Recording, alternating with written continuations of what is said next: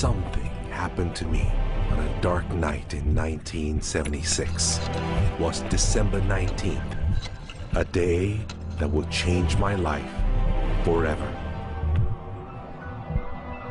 It was the day I died. You were dead for 19 minutes. When I came back, I did not come back the same. How do you feel? I did not come back alone.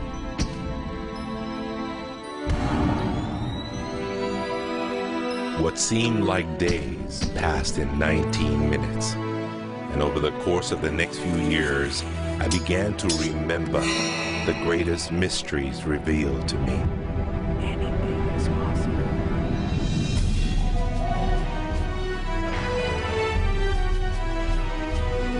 I discovered a secret beyond any secret. The sum of all secrets. My eyes have seen the sun. You have seen nothing. It's out there. I will find it. You will find nothing. It's like Solomon's gold.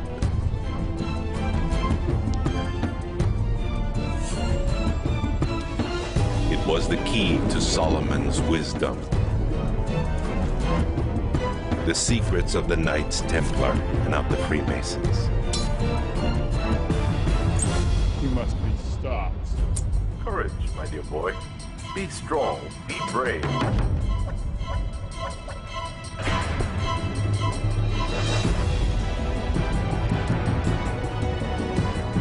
I challenged myself to find out everything I could. I found great teachers who knew this and began to seek them out.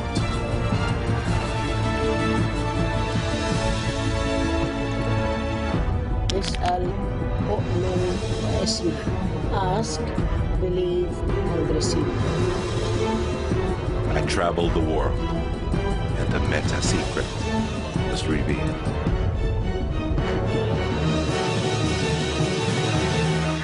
Time has come. I became a messenger to deliver all that was made known to me.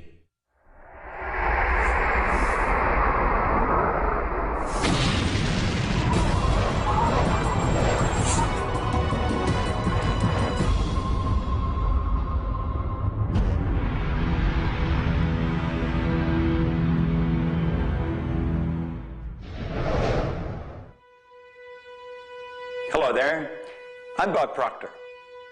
Meta is a nice word. It's a word most people don't understand. We talk about metaphysical, we'll say, oh, that's bad stuff. No, it's just what you can't see with these eyes.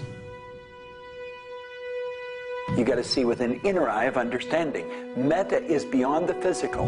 Do you know that 99% of our population has been programmed to let the outside world control the inside? If you want to get what you want, you let the inside world control the outside. That's what the meta secret's all about. The meta secret to wealth and abundance is doing what you love, following your passion, enjoying your life, being grateful for this moment, realizing that in fact, you already have wealth and abundance. You have wealth and abundance to the level that you allow it in your life. Expand your level of openness, deservingness, and you can have more wealth and abundance right now. How do you become more wealthy? You become more grateful. Studies here in the U.S. show that grateful people earn more money and are better at innovation. So the first step to becoming more wealthy is become more grateful. Find the good in your world right now, and you'll take a first step to become more wealthy. The meta secret to wealth is knowing exactly what you want and then being willing to pay the price to get it. Most people think that wealth just comes out of having this impression in your mind that you're going to live an abundant life. And that's an important piece of it, but it's incomplete. If you look at the word attraction in the law of attraction, the last 6 letters spell action, A-C-T-I-O-N. One of my favorite words is satisfaction. We all want to have satisfaction. And again, in Latin, satis means enough. enough action, satisfaction, enough action produces the result. You know, I've been very, very successful with the Chicken Soup for the Soul books, and everyone thinks, oh man, you were lucky, you had this great idea. And we use the law of attraction. We visualize and we put up posters around our office that simulated bestseller lists with our name #1. We visualize bookstore windows full of Chicken Soup for the Soul books, all of which came true. But there's a asking and a believing and a receiving, the 3 steps that I think of in the law of attraction. And the second part of believing is taking action. Because if you believe that your action is going to pay off, you'll take the action. So believing doesn't just mean like sitting there going, I believe I can be wealthy. It means doing the things that produce wealth. The key to abundance is to act in spite of fear, act in spite of doubt, act in spite of worry, act in spite of inconvenience, act in spite of uncertainty, act in spite of anything. If we're talking about metaphysical, we're talking about beyond the physical. So what we've got to do is go inside. We have been programmed to live from the outside in. We're letting what's going on outside of us control what's going on inside. If we're going to get into the meta side of our own personality, we've got to get away from this physical instrument we've got and move into the higher side of our own personality. And start to understand that we live simultaneously on 3 planes of understanding. And we work from a higher to a lower potential. If you're working with electricity, any electrician, any engineer will tell you that you have to work from a higher to a lower potential. If you go contrary to that, you're not going to get any use out of the electricity. Well, when you're working with the mind, you don't start with the physical and work up. You start with thought and work down. Thoughts are of a spiritual nature. Spirit's omnipresent. Where's thought? Thought's omnipresent. 100% evenly present in all places at the same time. I can be underwater and think. I can be in an airplane and think. I've had the pleasure of working with a couple of the astronauts that have been on the other side of the moon, and they could think. Not only could they think on the other side of the moon, they could transfer their thoughts to somebody here on Earth. It's just a form of telepathic communication. You know, it's been said that if you build it, they will come. I think if you build it, and you build something with true excellence, and you distinguish it in the marketplace, and you come up with a selling proposition, and you are aggressive in your marketing to the world, it's possible that people will come, but it's not inevitable that they will come. And sitting around passively visualizing things is not likely to get the world beating a path to your door. My meta secret about wealth ultimately is you've got to create a lot of value for a lot of people. And if you do that, you will bring a lot of wealth back to you. So by giving service and giving that which helps other people improve their lives, brings joy to them, brings service and products to them, if you do that and you keep expanding that, always be thinking about expanding your service to others. And if you do that, wealth is a foregone conclusion. First thing, quit listening to what everyone else is telling you what to do. And start paying attention to what you want to do. You see, I can look back with my memory, and I can remember going and saying, Mom, Dad, or to the teacher, I want to do so-and-so. And they'd say, now, how are you going to do that? See, what they didn't understand is I didn't know how to do it. But neither does anyone know how to do the things they want to do when they first think of it. You don't have to know how. You know, 2 young bicycle mechanics from Dayton, Ohio, in the United States of America, introduced us to a new kingdom. They were the first ones to fly in airplanes. The whole world believed that you couldn't do that. Anything heavier than air is attracted towards the center of the world. You can't fly. But they wanted to, and so they did.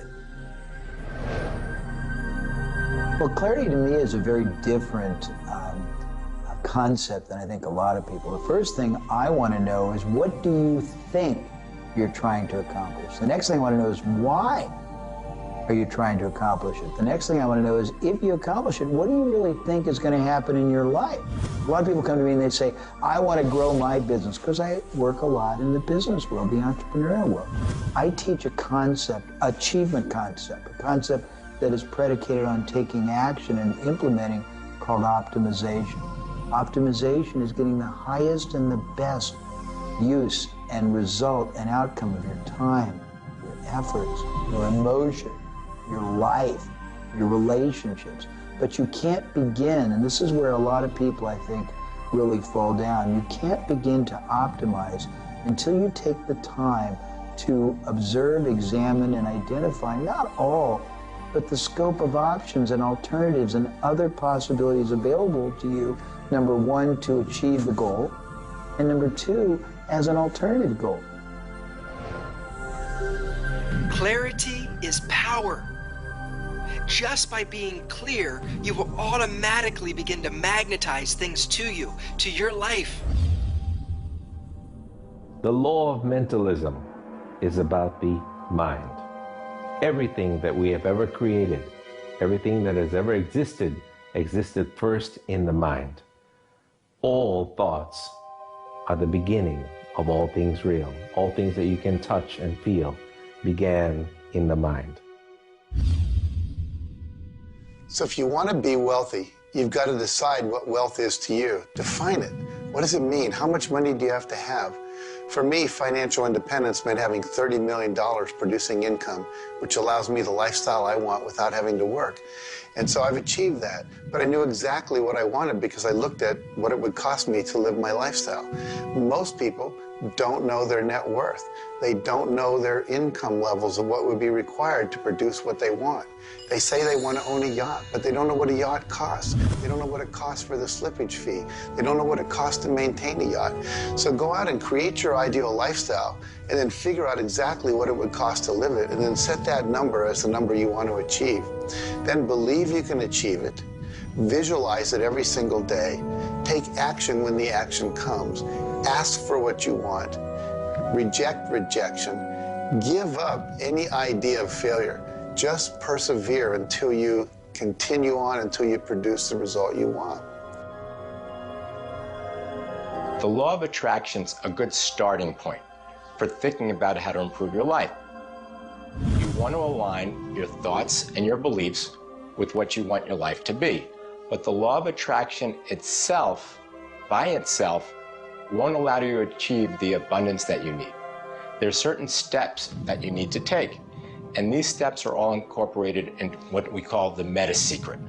And the meta secret isn't one solitary method or one solitary system. The meta secret is a combination of tools, methodologies, and ways to understand the world and ways to understand how we can change the world.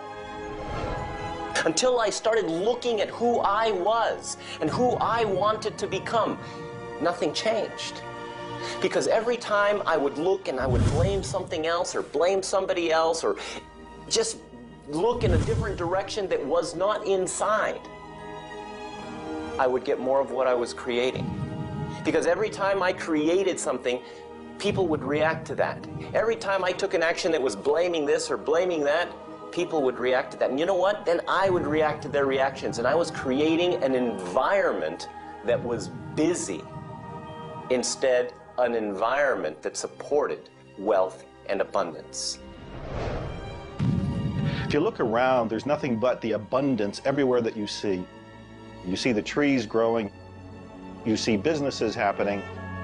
This is wealth, this is prosperity, this is abundance. If it's not happening for you, it's because unconsciously you have beliefs, counter-intentions, negativity that actually blocks it from coming into your life. It's actually working the law of attraction all the time, but it's happening on an unconscious level. The abundance is there, the wealth is there, but if you don't feel it, if you're not expressing it, it's because inside of you, you may feel you don't deserve it.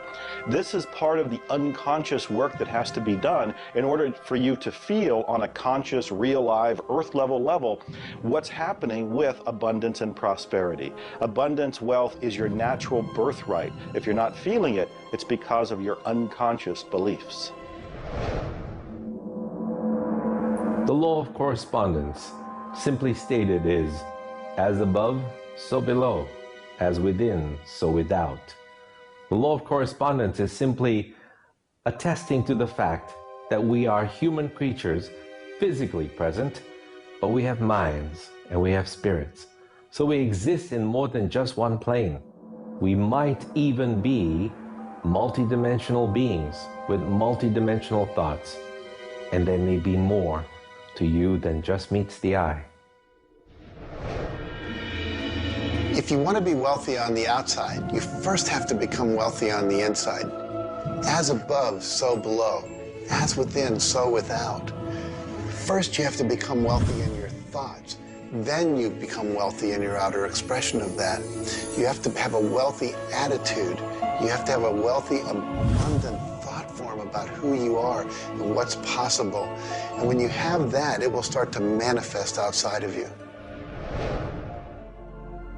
If a person wants to take a quantum leap rather than incremental steps, they have to begin by understanding that they can do that. There's a marvelous little book. It's called U Square. Now think of what that means. If you square a number, you multiply the number by the number, don't you? Well, when you square, you multiply your potential by your potential. It's astronomical. I mean, you just go off the board. The man that wrote the book, Price Pritchett, he said, when you're looking at a quantum leap, he says it looks ridiculous, utterly. But in retrospect, it looks like a natural thing to happen. It was without effort. It's with ease. And that's what quantum leaps are. What you're really doing is getting rid of limitations in your mind, and you're letting your mind just take off and build a great big idea. And you start before you're ready. You defy what the masses are controlled by. You've got to move into a space all of your own. Understand you're working with an infinite power that's omnipresent. It's with you all the time. It's closer than your breath. And you get in harmony with that and just release all thoughts of limitation and make up your mind you're going to take and just compound your effectiveness. That's essentially what I did. I didn't know what I was doing at the time. I didn't understand quantum leap, but I took my income from $4,000 a year to $175,000 in a year. And then it went over $1 million. And I had no understanding of what happened. Now understand this. I had been raised to believe that if you don't have a good formal education, that you'd never be able to do what I did. If you don't have experience, you can never do what I did. I had 2 months high school and I had a bad work record. But my income went from $4,000 to over $1 million a year. Now you can do that. And the first step is understanding that you can do it. Quit listening to people tell you you can't. And start to see yourself doing something really big. Write it out on a sheet of paper. Begin by saying, I am so happy and grateful now that I have turned my annual income to a monthly income. It's not just about attracting things to you. It's about learning to trust what you're attracted to. You are naturally going to be attracted to certain kinds of people, to certain movies over other movies, to places you want to vacation versus other places, to workshops you want to take or books you want to read versus other books. Trust what you're attracted to. It will take you where you need to go, and it may not always make sense to you. I remember going to a seminar, and there was a woman teaching about how to triple your income in a year. And at that time, I was probably more like a hippie than I am the entrepreneur that I am today. And my wife, who was against making money at the time, thought it was evil when you should be in total service and all this. She said, I can't believe you're going to that workshop where they're going to teach you about how to make all this money. I thought you were more spiritual than that. I said, honey, I don't know why. I'm attracted to that workshop. I'm going to go there. So I sat down, the woman next to me, we started talking. It turns out she was a veterinarian. And it turns out that our cat had feline leukemia at the time. And I started talking to her about that, and she said, well, I'm the world's expert on feline leukemia. And I said, well, I've heard there's no cure for that. She said, no, there actually is a cure, and I can teach it to you. And so she called my veterinarian, told him what to do. My cat lived for many, many more years than the local vet thought it should. But see, I was trusting my attraction to go to that seminar, and it led me in a path that saved my cat's life, which was not where my conscious thinking was, but it was a very important goal to me to keep my cat alive. Those kind of things will start to happen. Most people are uncertain about something. They're uncertain about their next step. Here's your message. Do it. Do it. Whatever you're uncertain about, do it. Take the step. You will learn so much more. You'll get so much further faster by actually getting in the game than doing it, than thinking about it forever. One of my sayings is, one step in the right direction is worth 100 years of thinking about it. The law of correspondence, the law of mentalism, and the law of vibration all combine to help you understand that the notion of wealth is arbitrary. You're always wealthy in comparison to someone else. You choose a person to compare yourself with, or your wealth or your level of wealth with, and then you decide at that point to be happy with the situation or to be unhappy, and therefore change it. All of wealth is subjective. Understand this, and you understand that there's an ebb and a flow to your finances. The more comfortable you are with how you interact with the world, with the value you give in the world, with the service or the product that you give the world, then you begin to realize your place in the world. And by realizing this, you participate in the abundance that is all around you at every moment and at every time. It is all yours. From the beginning, it was yours. Until the end, it will always be yours.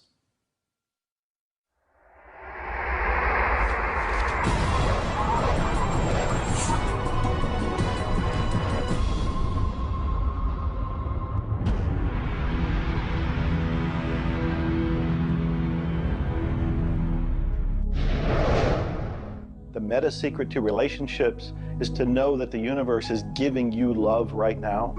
When you give love to the universe, when you give love to another, you will receive love in turn. Love is the essence and nature of relationship.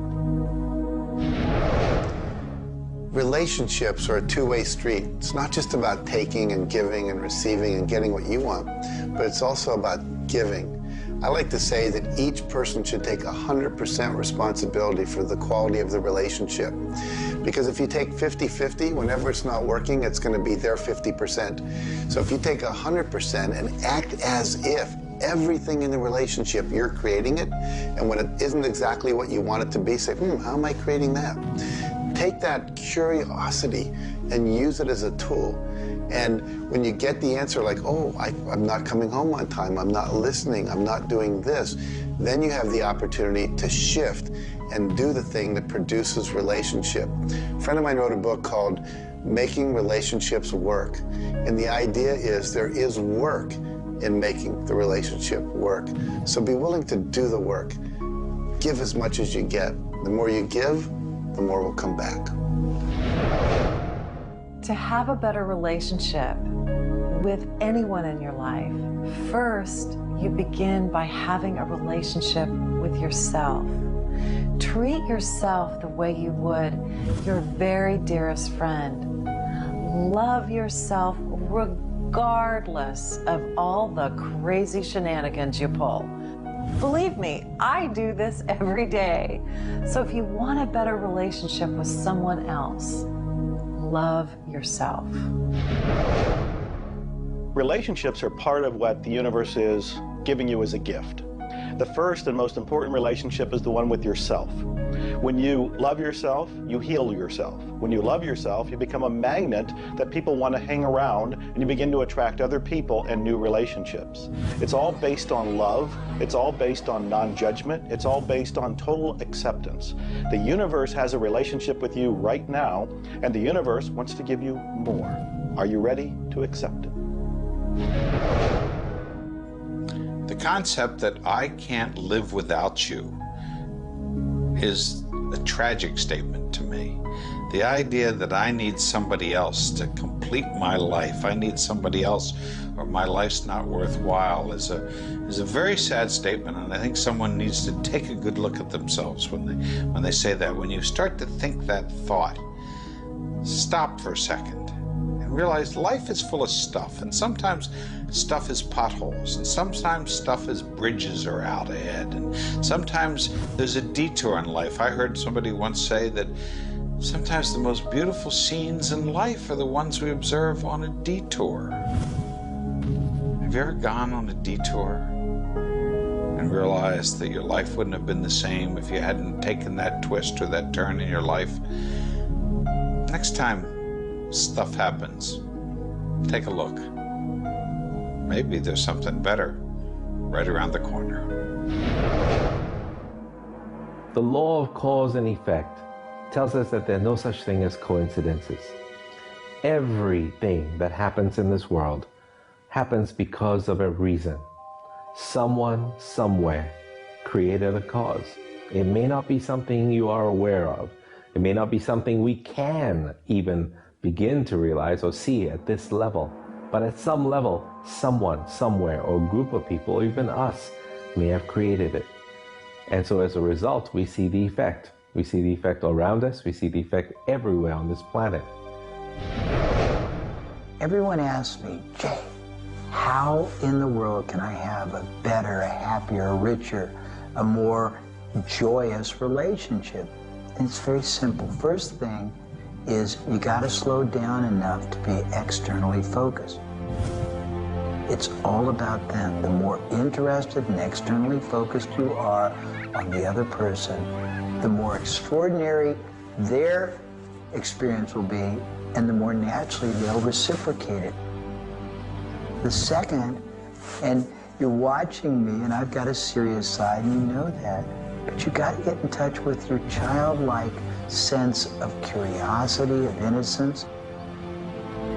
The third is you got to be in the here and now, and that's so trite and said so often, but being in the here and now means connecting deeply and being aware of what people are saying and looking at them and being responsive to their feedback and their mannerisms.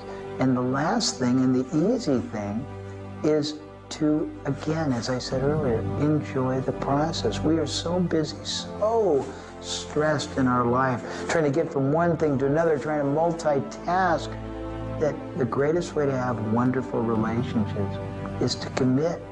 Commit, not just the time, but your being, to being there, to connecting.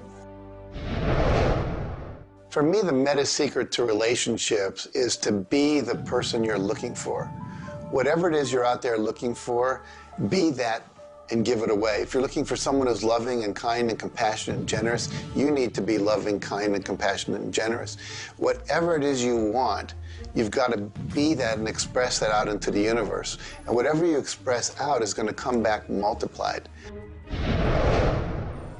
The meta secret of relationships is for you to develop an identity that brings out the best in your partner and helping your partner to be the best that they can in order to bring out the best of who you are. Criticism seems to be a big problem. If you are really secure in yourself and somebody criticizes you, it isn't going to bother you. Now, if you're insecure and somebody criticizes you, it's really going to bother you. You see, 9 out of 10 times, the person that's criticizing you really wants to help you. They just haven't really learned how to communicate effectively. But let's not let somebody else's criticism or their way of helping us shake us. If we're solid in our own self, and we really understand ourselves, then we can handle it and it won't be any problem. If criticism really rattles your chain or rattles your cage or really upsets you, it's not the criticism that upsets you. It's not the other person's opinion that upsets you. It's how you react to it. And you see, if you were really solid within yourself, you would respond to it. You would thank them for it and say, but I really don't choose to do that. Or you'd say, well, thank you, that's probably a good idea, I'll try it. But they're not going to knock you off track. So it goes back to have a good, sound self-image, a good image of yourself. Maxwell Maltz wrote a beautiful book on that way back around 1960 called Psycho-Cybernetics. Psyche-cybernetics. Cybernetic is the communication mechanism in our mind. It's the image that we hold of ourselves. It's like a life-governing device. Well, you've got an image of you just same as I have an image of me. And our image controls how we walk, how we talk, how we dress, how we meet and greet people. And it also controls how we handle criticism when it comes our way. And it will come your way, just same as it comes to me and everybody. We want to be solid in our own belief about who we are and what we are. Let's really get to know ourselves. And then, rather than react, let's respond. It doesn't matter how they approach, whether they're diplomatic and trying to help us or whether they're trying to find fault. It won't really make any difference. We will listen to what they have to say, listen to it, and then we'll either accept it or reject it, but it isn't going to affect the relationship with the other person one bit. There is masculine and feminine in everything. Nothing is entirely masculine, nor is it entirely feminine. We have different aspects of yin and yang, of harshness and softness, different aspects of masculinity and femininity in everything. If you take a look at life and see it all as a combination, see how we are always living in combination, then you begin to realize and to also appreciate the law of gender. Relationships are about communion, taking our life and making it sacred through connection with another human being. So communion and making sacred is what relationship is all about. You know, there's a lot of lonely people around. And if you're lonely, I'm going to let you in on a secret. You're always going to be lonely until you become friends with yourself. If you're looking for company outside of yourself, you're looking in the wrong place. You want to go inside. And when you get to really look at you, you're going to feel so good about you. You're going to love yourself. Now, you see, as a little kid, you were probably taught, don't love yourself, that's conceit. I know I was, and most of the people I know. That's not conceit. That's a healthy, conscious awareness of who we really are. I'm not talking about an ego trip. I'm talking about really becoming acquainted with yourself. You've got to build a good relationship with you, or you're always going to be lonely. When you get angry, look at it as, okay, this is a gift. I need to release something here. And in that process, relationship becomes a school for growth instead of just like it's someone that's going to please me. Look at how can I serve them and how can I learn from them, as opposed to how can I manipulate them to give me all my needs met. If you do that, you're going to end up with a much better relationship. If you're in a relationship where you're not experiencing full love, the way to change it is not by changing the other person. It's by changing yourself. You look within yourself and you start to feel grateful for everything about you. As you change your relationship with yourself, magically, the outside relationship will change as well. You will suddenly see it transformed. You will suddenly see that there's love in that relationship with that other person. But you don't change the other person. You change you. A lot of people spend valuable time in their life focusing on the past. I could probably spoil your week if I reviewed the first 26 years of my life. My life was a mess. And you know, at the end of 26 years, imagine living for 26 years and looking at yourself, you're unhappy, sick, and broke. I had a guy look at me and he told me I was one of the most miserable people he had ever met. And he was right. I was plain miserable. He said, you're always sick. I didn't have a terminal illness or anything, but I was always backache, headache or something, and I was always broke. He said, why don't you change it? Well, as long as I kept focusing on what led me to this point, which was a bad trip, I was going to create more of the same. And he said, let it go. Forgive it.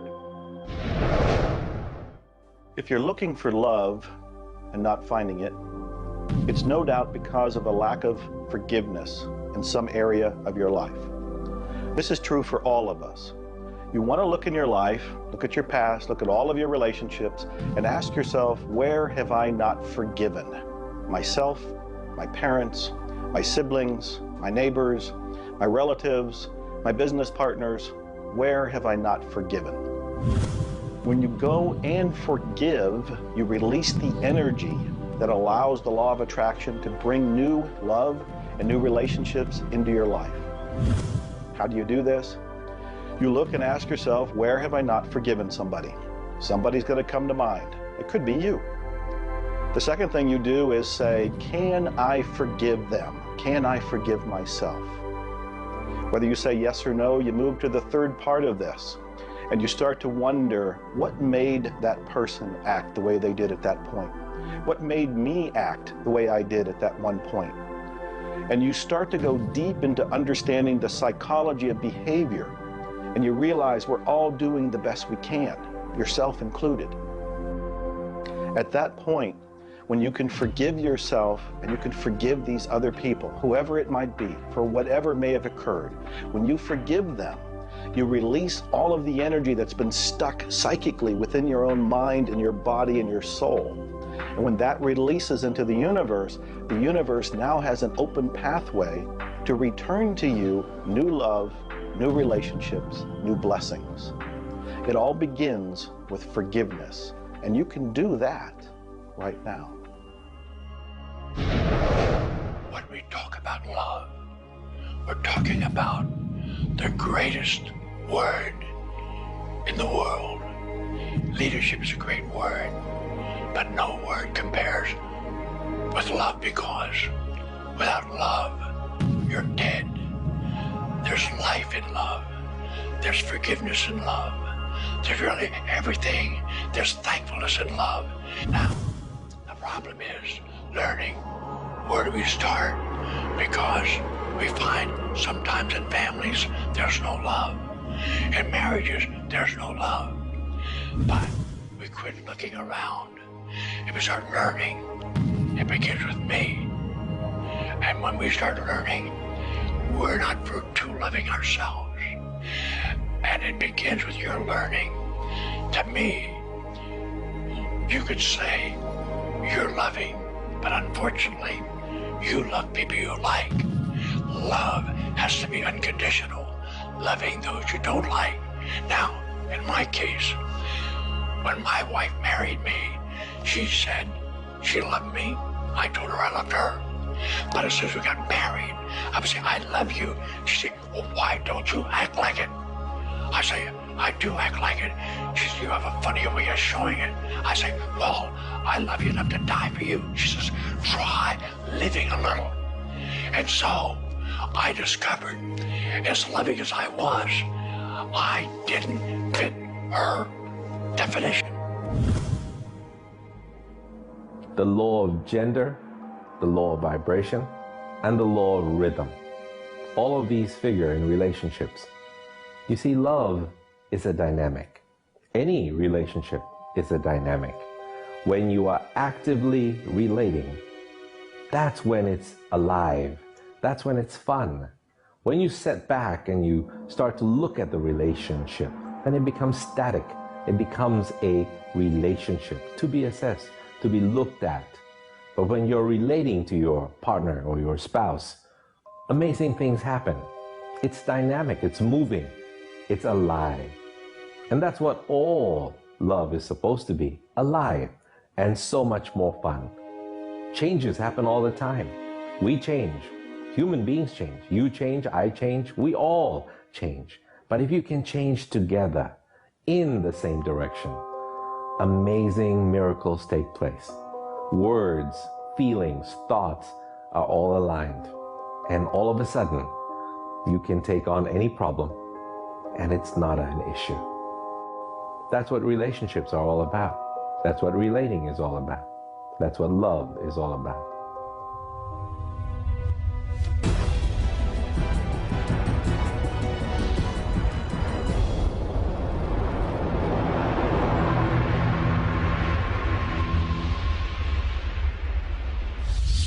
はじめに言葉劇すなわち、クリエイターなるものはやはり言葉振動を用いて全てを設計されたんではないかと思うんですね。そして、その、振動の、設計図は非常に緻密なもので美しい共鳴振動にあふれたものであったことでありましょう。もし、先ほどの実験にもやったように、非共鳴、同士の組み合わせであるならば、それは破壊的なエネルギーとなって、命を形作られるからです。私たちの体は最終的にクリエイターの、いろいろな、試行錯誤によってだんだんこう単純なものから、微生物だとか海の中のものだとかそういうものから、小動物始まって複雑なものになっていって、最後の芸術作品として、クリエイターなものが作られた結果、私たちはあるというふうに思うんですね。その本来の設計というものが、バランスの取れた振動の組み合わせというものが、何らかの要因によって崩れていくときに私たちはストレスを持ち病気になっているんだというふうに考えています。As you've already seen from Dr. Masaru Emoto, water makes up 85% of our body, and the thoughts we think actually create a vibration in the water that has memory. And so you have to think positive thoughts. Again, we go back to forgiveness and letting go, thinking positive thoughts, expecting to be healthy, not listening to what people tell you, not taking in beliefs. I have been out in the sun my whole life. I've never gotten skin cancer, don't intend to get skin cancer, and when stuff comes on about it, I choose not to listen to it because I know that belief would affect me. So I believe that I am a person that my spiritual connection keeps me healthy. Also, though, I work on the level of the physiology of the body, the biochemistry. It makes sense to play at that level. I eat organic food.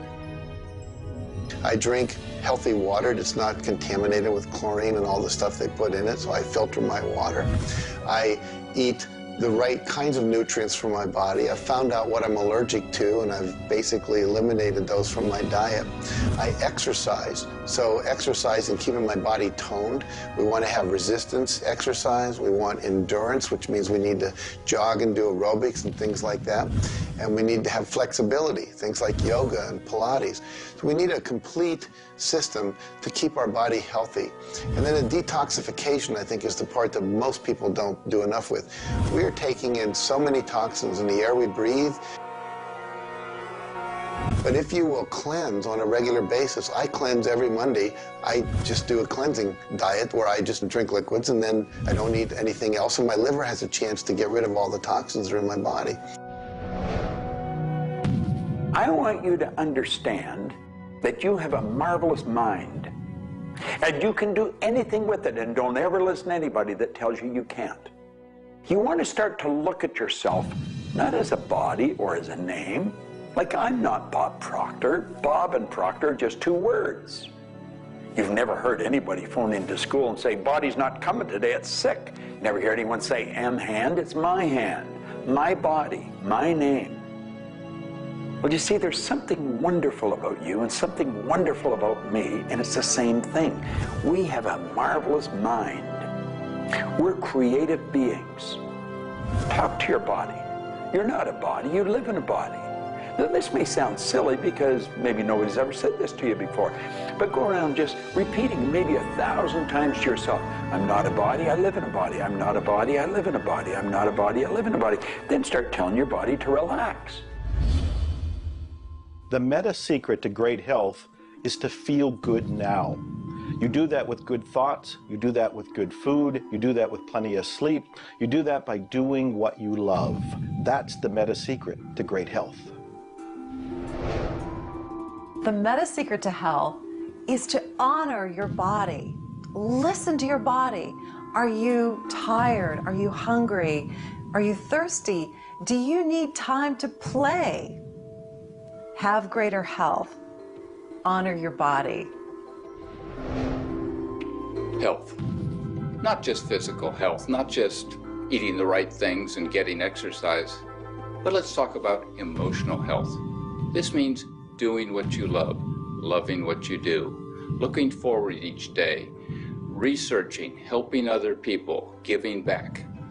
This is the meta secret to emotional health.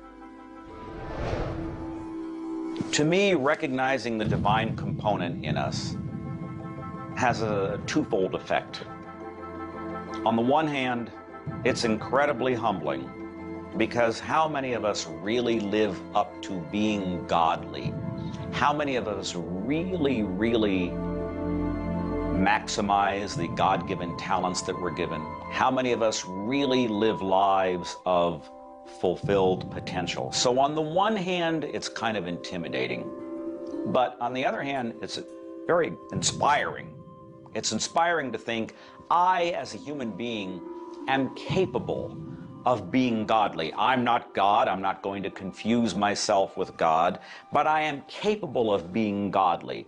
I am capable of a goodness which can resound around the world. I am capable, like God, of using language to bring things into existence. An architectural drawing is the languaging of a building into existence. A marriage contract is the languaging of a relationship into existence. Any sort of contract does that. A novel creates a world that may be more real to us than the so-called real world that we are living in.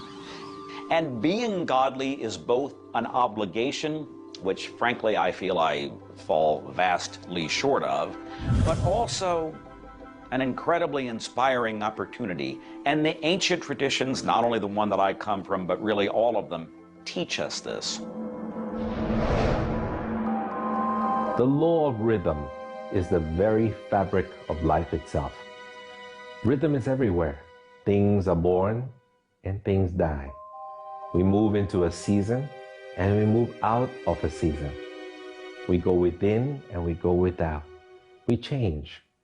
Rhythms flow in our emotions as well. You cannot always be feeling happy. Sometimes you'll feel sad, you'll feel down, and then you'll come out of it. Whatever goes up must come down. You've heard the language. Rhythm is exactly that. And the minute you begin to realize that all of life is all about the law of rhythm, then you can flow easily in bad times and then have more fun in happy times. When you start to expect rhythms, know that if you're happy in one direction, you can also be unhappy in the other direction. The law of rhythm surrounds us, works with us, and if you master it, there's nothing you can't do. The meta secret to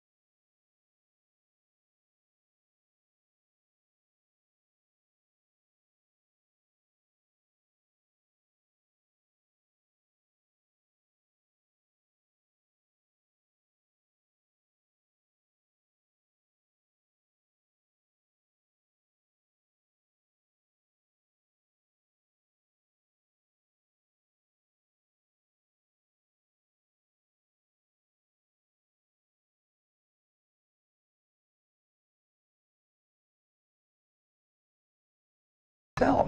When you make a mistake, laugh at yourself. Don't get serious with yourself. It plays a very, very important role in a healthy, relaxed life. If you want to study it further, get into some of Norman Cousins' material, and he'll explain exactly what it does to the brain that controls the vibration of the body. Start laughing a little more. Have fun.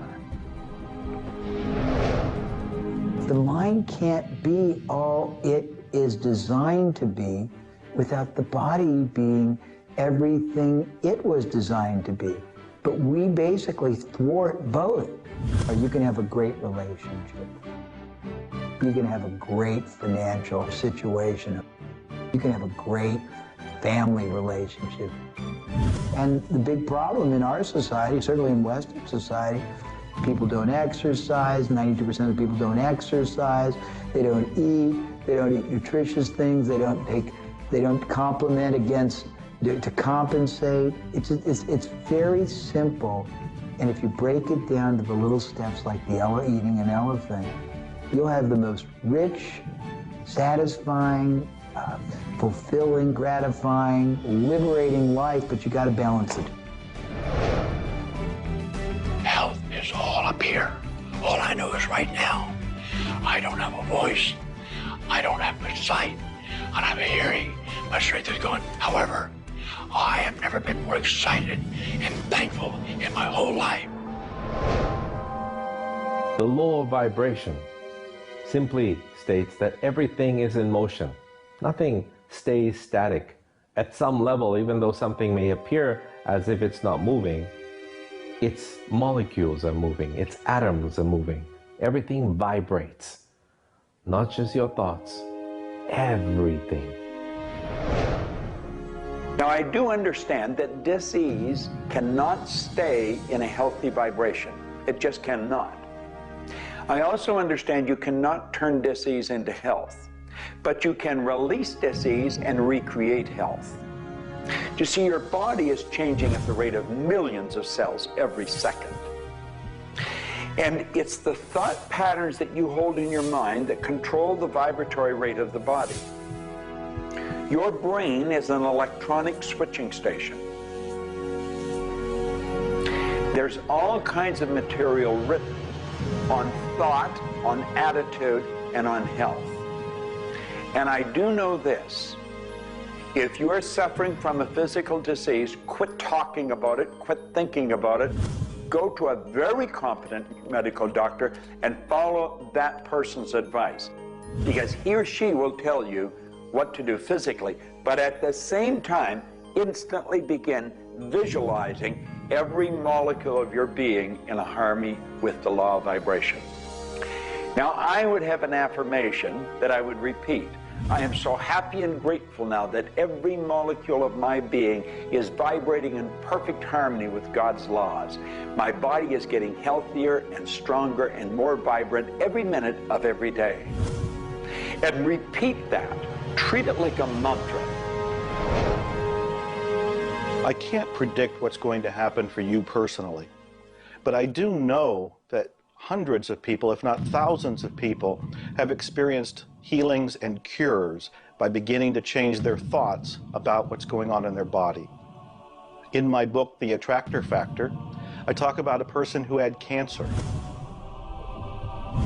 She experienced the idea of forgiving everybody and everything in her life, and she went through the process of doing that, working with a coach. She then went back into the doctor's office. They opened her for surgery, and there was no cancer.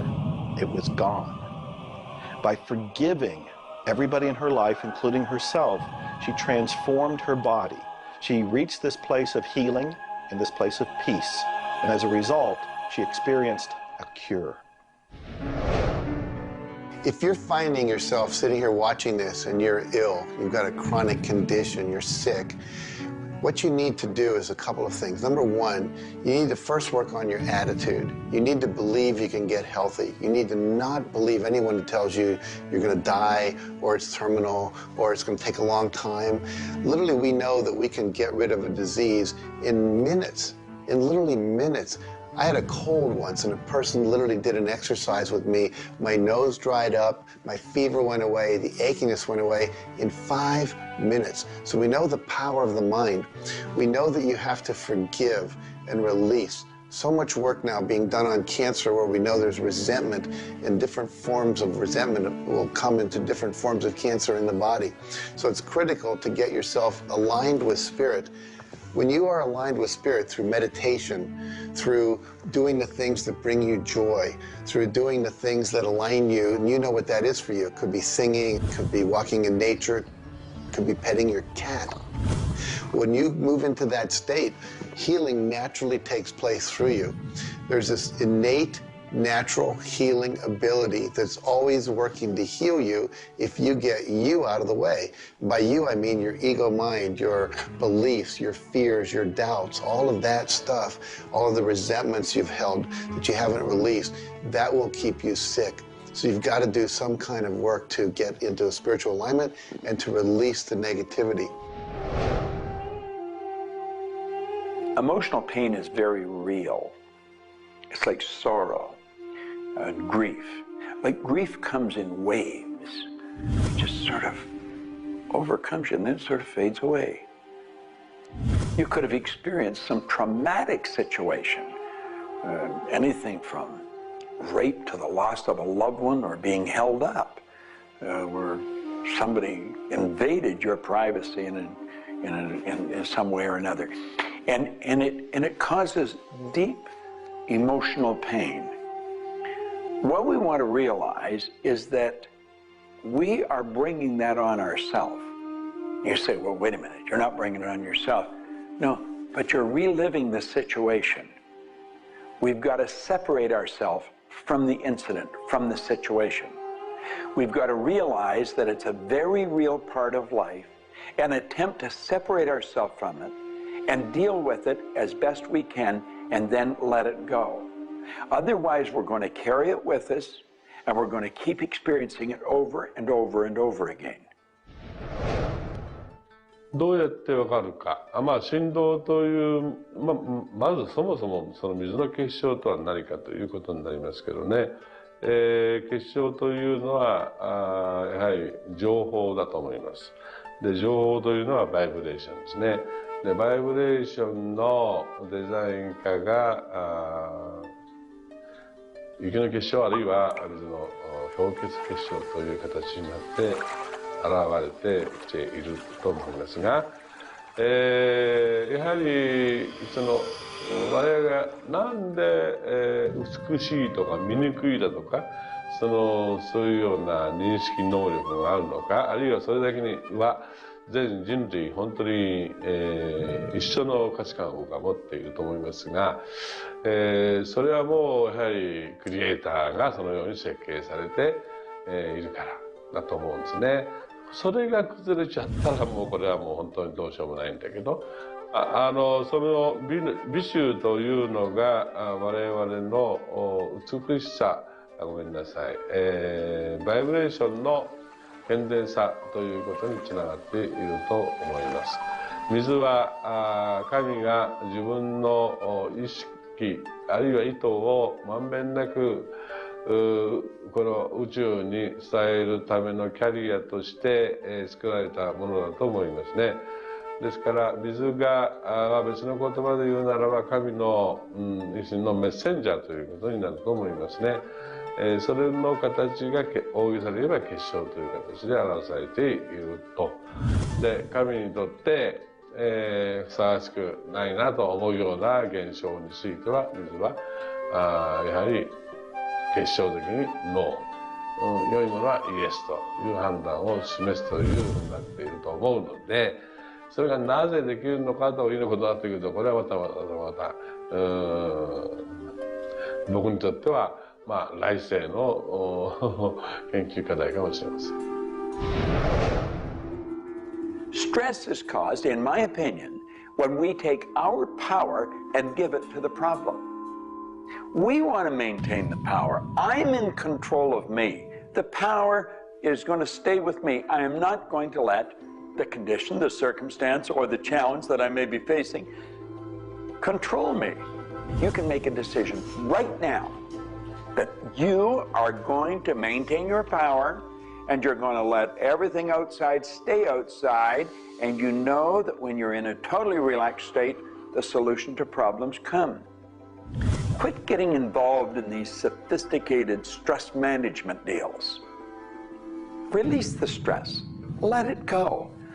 You're in charge of your body. Just say peace, be still. Visualize a beautiful lavender energy flowing right into the crown of your head and circulating right through your body. And then start to imagine every molecule of your body vibrating in perfect harmony with God's laws. You're totally relaxed. You're in charge of yourself.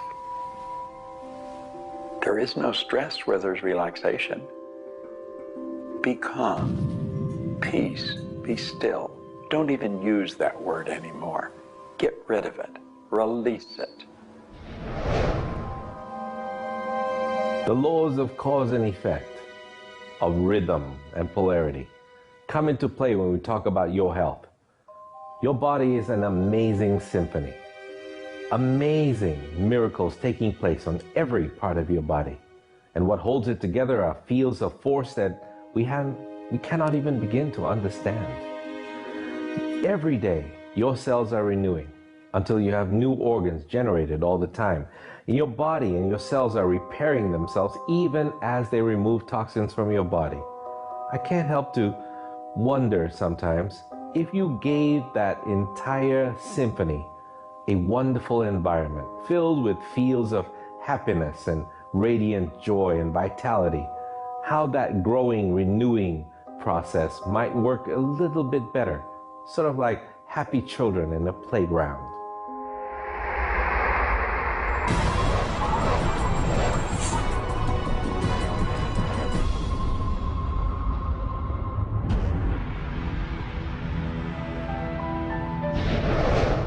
Here's the paradox of being human. Real happiness is only available in the moment.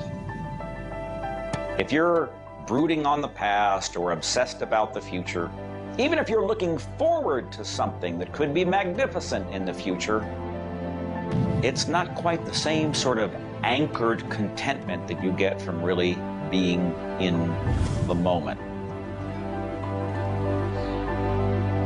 We human beings seem to be perpetually someplace else. That's kind of like one definition of the human predicament, the human condition. We are perpetually thinking about the past, the future, something to the right, something to the left, something else. I think the paradox to happiness is you do have to have dreams and aspirations, and you have to be anchored, rooted, and happy where you are. Not always easy to do, but I keep trying. Happiness is a point of view. Am I happy? Yeah, I think I am. How can somebody always be sad? Of course we're sad when we lose somebody that we love, or that when the project we're working on so long doesn't work out. Temporary sadness is a very human condition. How can you be happy? Maybe by finding things to do that make you happy. You see, if you're miserable, your mind is focused on the past. There's a method concept.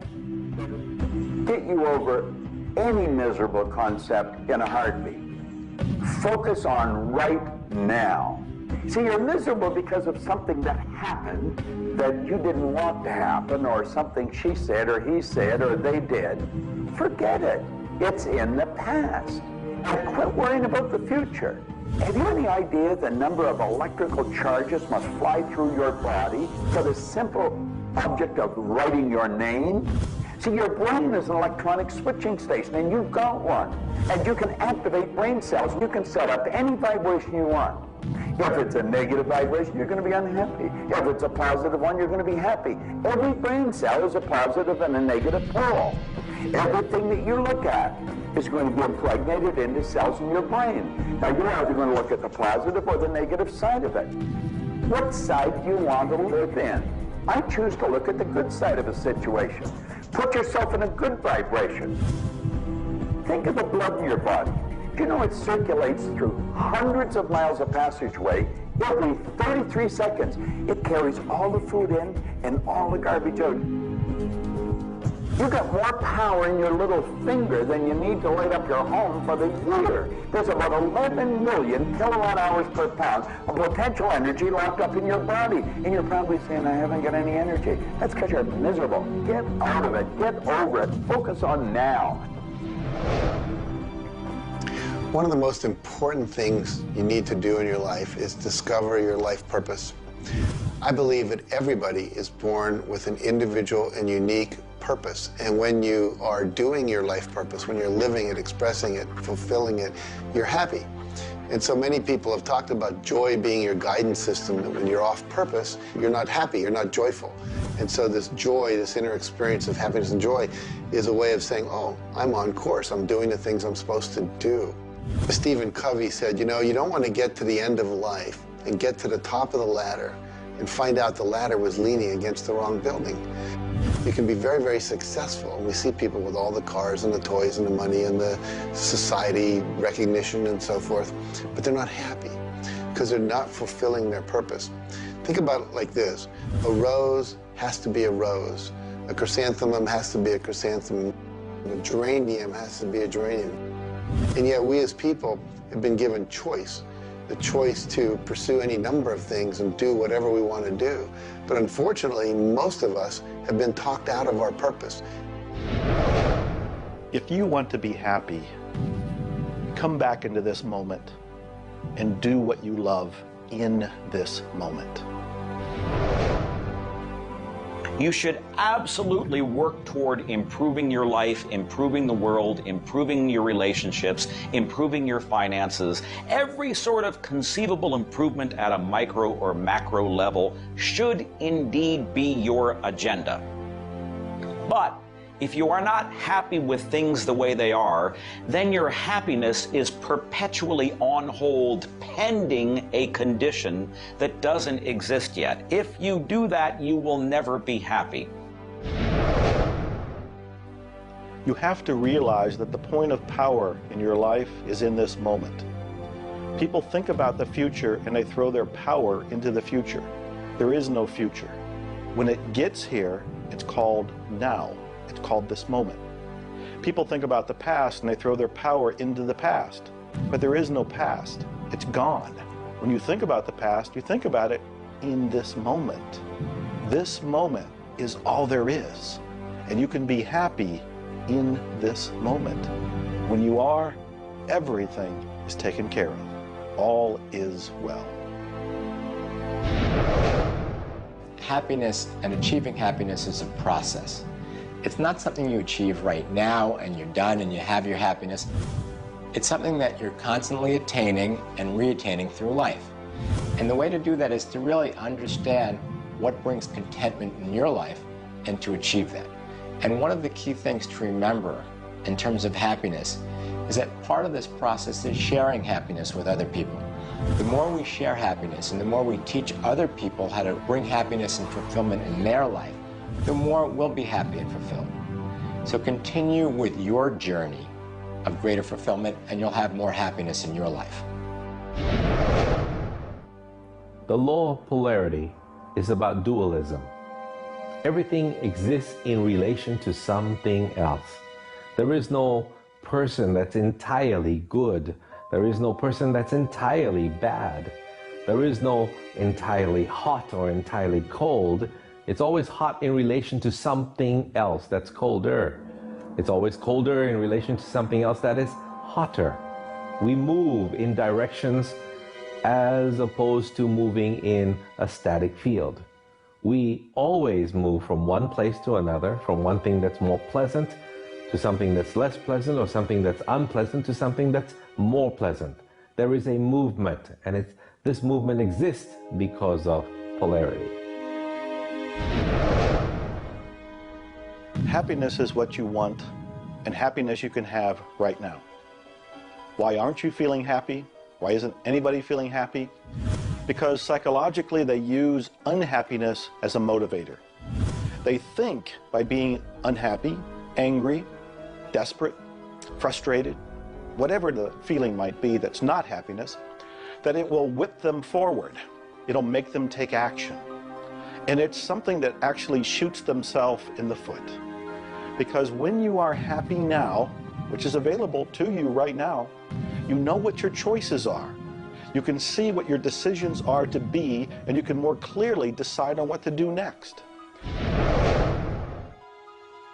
It comes into really understanding something about ourselves. We should start at a very early age, and we should ask ourselves, who am I? You know, what really makes me tick? And get to know ourselves. We're in a hurry to get a car or build a business or buy a house. We should introduce ourselves to ourselves. School hasn't done it. Our parents aren't doing it. You go to work for somebody, they're not going to do it. So if you don't do it for yourself, you're not going to do it. This deals between you and yourself. Pogo said, we have seen the enemy, they are us. Whatever has happened in your life, whatever's going on for you, if it's not the way you want it, any situation, consider the fact that everything happens for a reason, and that reason is there to serve you. How can you reframe this? How can you relook at this in such a way that helps you, that supports you, that puts you on the path to success and positivity again? It doesn't help you to be negative. It doesn't help you to wallow. All that can do is bring you down. It's time to change your mind. It's time to reframe, relook at it, have a new perspective, a new view, and put this in the light of this was there to serve you. There's no accidents in the universe. This happened for a reason, and that reason is there to help you. We grow up with the idea rich people aren't happy. Well, I know rich people that are laughing. They're very happy. And of course, I know people that are very wealthy and are very unhappy. I remember old Nightingale one time saying, since it doesn't make any difference whether you're rich or not, if you're happy or not, you might as well be wealthy. And then if you're miserable, you can at least be miserable in comfort. We've got to understand that all the money in the world is available to us, but we have to earn it. Now, that does not mean we should work. This is where the meta secret really comes into play. Working happens to be the very worst way to earn money. We should work for satisfaction. People should go to work at what they love doing. When we think of work, what we're really talking about is how we spend our days. Work has probably a bad energy attached to it. We should spend our days doing what we absolutely love to do. When it comes to the fear of failure, you look at your life and you ask, if I pursue my dream, my passion, my love, and it doesn't work out, will I still be okay? Can I still love myself? Will life still go on?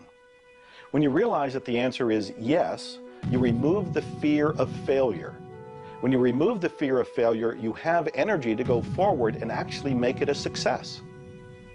Well, what about the fear of success? When you are successful, you can make a difference in the world. If you really want the world to be a happy, prosperous place, contribute a happy, prosperous person to it. You. The meta secret to happiness is that there is perfection in imperfection. That when we accept our environment for what it is and the people around us for who they are, we can make a big difference. Happiness. What makes you happy? Everyone is not the same. For me, it's research. I love researching and writing and putting multimedia programs together. And this allows me to do something else that I love, traveling the world. I travel more than 6,000 miles, that's 9,000 kilometers, every week. I've been to more than 52 countries. I board an airplane every 2.5 days. I've been around the world more than 16 times in just a couple of years. I enjoy that. meeting new people, meeting new audiences, helping people. what makes you happy? That's what makes me happy. A key component to lift yourself out of depression is human connection. Go connect with another human being. Another powerful tool is movement. And a third is laughter. Go play and have some fun and watch your spirits begin to lift. The meta secret of life is to realize that the journey is the thing. I believe the first thing a person should do is establish a purpose.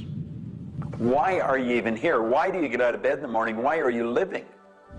I honestly believe every one of us are hardwired to do something. So how do you decide on your purpose? You decide on it by asking yourself, what do I really love doing? So you have your purpose. This is what you're going to do with the rest of your life. And then you build a vision. Then your goal is taking a bite out of that vision. Now, when you do that properly, you're going to love what you do. When you wake up in the morning, you can't wait to get going. And you're going to be doing it until you go to bed at night. Therefore, all of your day, all of your hours are filled doing with what you love to do. That's called living. Everything else is dying. See, there's a basic law of life. It says create or disintegrate. You're growing or dying. Find out what you love. Dedicate your life to it.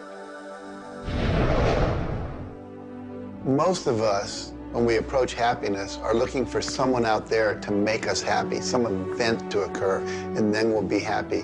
If I get to the retirement stage, if I get my car, if my wife is nice to me, if my son comes home on time, then I'll be happy. The truth is, happiness is an inside job. It's a choice. When I have an expectation on how someone else should be, I've given my power over to them. What I want to do is simply learn how to create joy and happiness inside myself. And we can do that in numerous ways, by doing the things we love, by focusing on the good qualities in ourselves, by choosing to focus on the good qualities in others instead of being judgmental.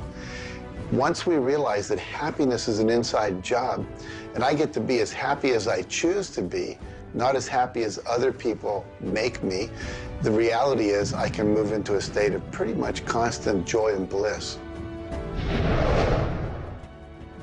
Stuff happens. Life happens. And then you get to choose. Look, you have a mission to do.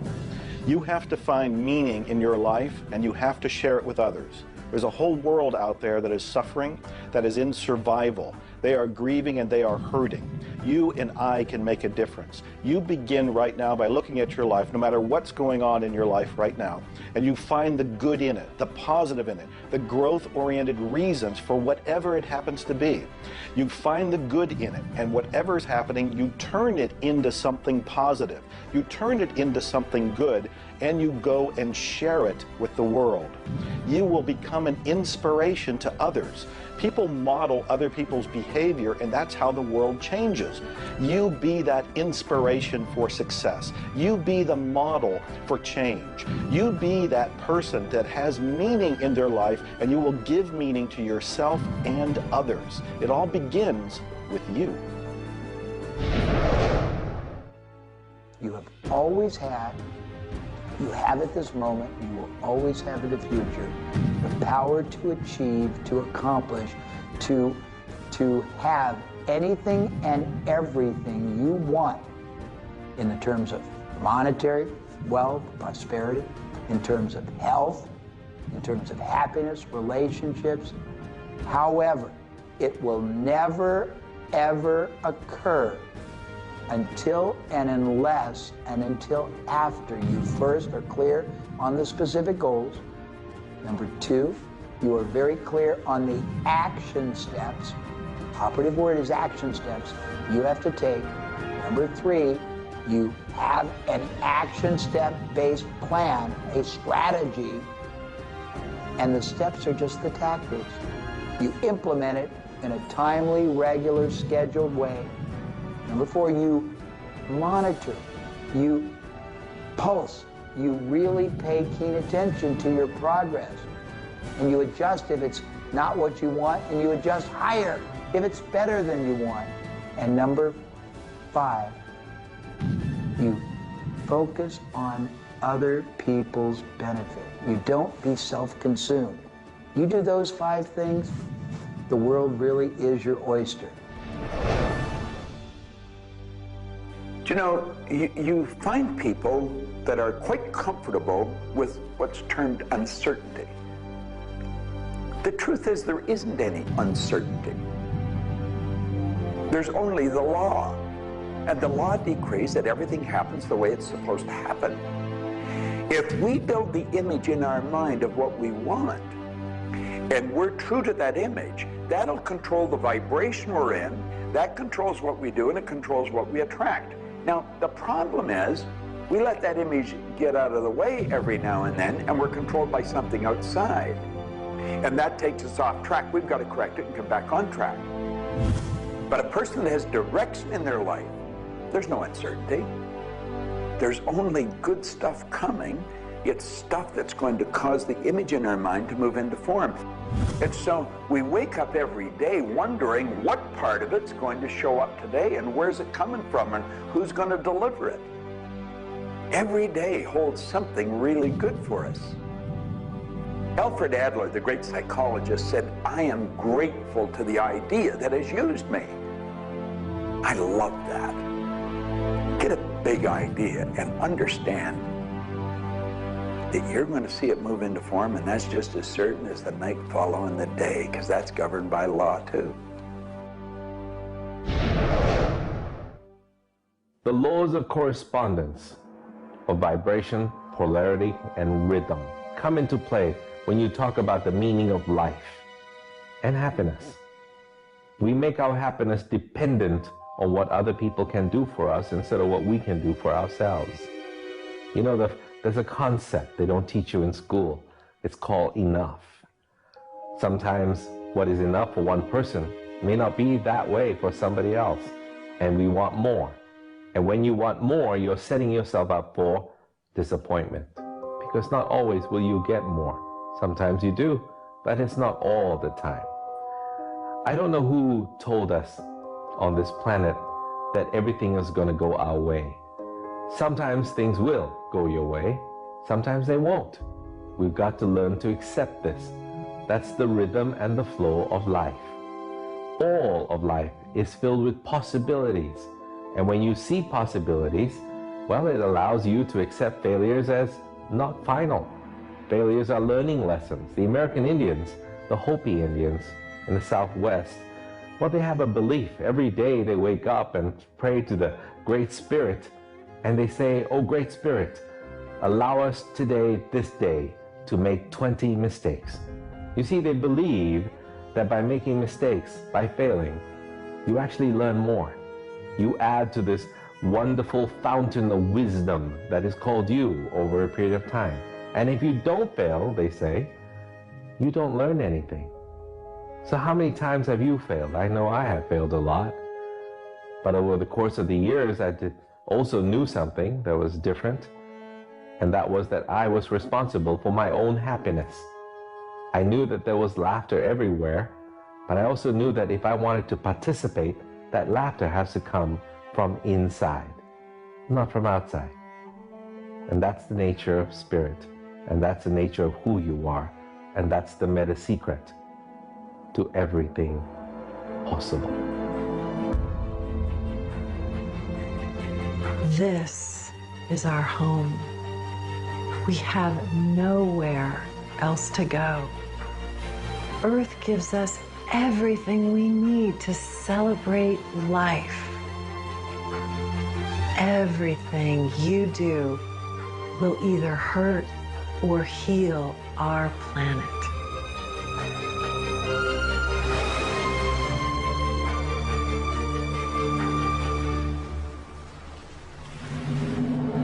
You were brought here to learn many lessons. To learn how to love who you are, where you are, and the people you surround yourself with.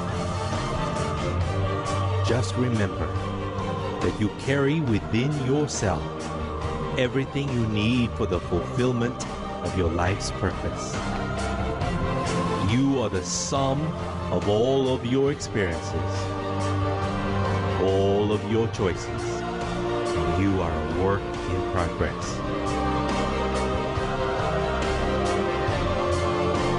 You deserve more happiness, more love, more joy, more abundance, and especially more fun. Life was never meant to be a struggle. You were meant to participate in this grand miracle called life. And as you begin to look all around you, start now to taste, smell, hear, and touch with your heart the abundance that surrounds you. You are indeed spectacular beings of light. So if you want to know the meta secret to life, to happiness, live more, love more, and laugh more. Change the stories in your head, and you can change the world. It's a short trip. Make it a good one.